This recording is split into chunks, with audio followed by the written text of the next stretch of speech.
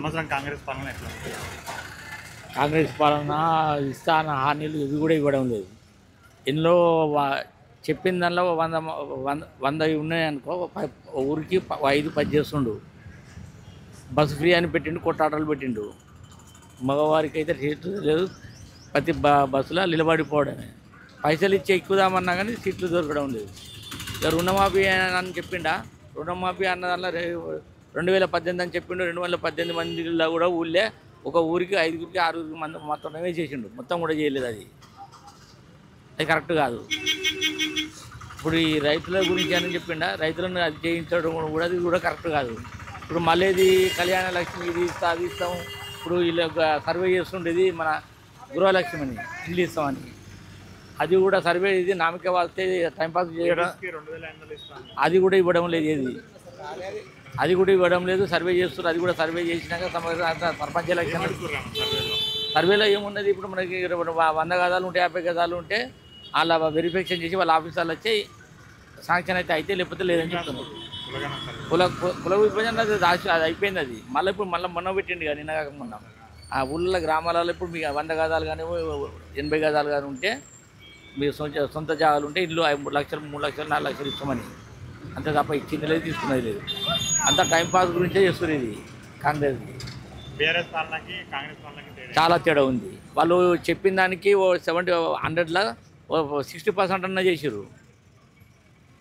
వీళ్ళు 10% కూడా లేదు దానిలో.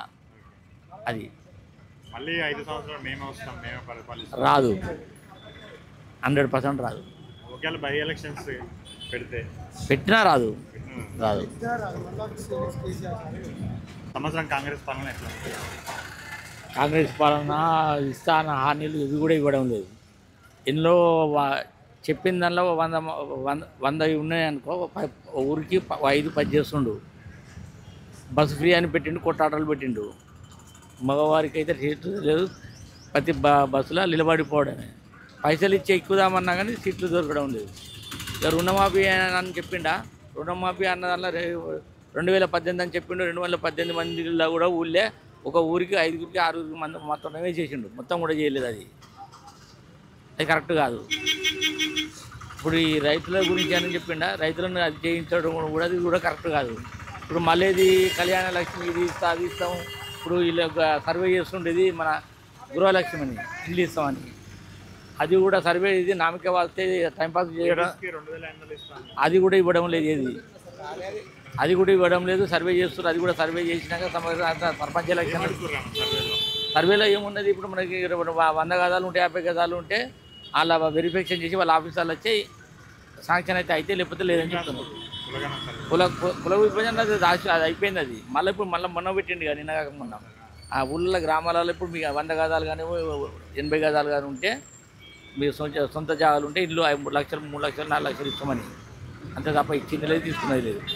అంతా టైంపాస్ గురించే చేస్తుంది. ఇది కాంగ్రెస్కి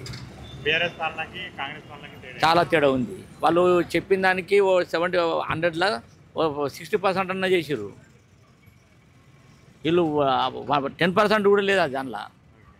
అది మళ్ళీ 5 సంవత్సరాలు మేమే వస్తాం, మేమే పరిపాలిస్తాం రాదు, 100% రాదు. ఒకవేళ బై ఎలక్షన్స్ పెట్టినా రాదు.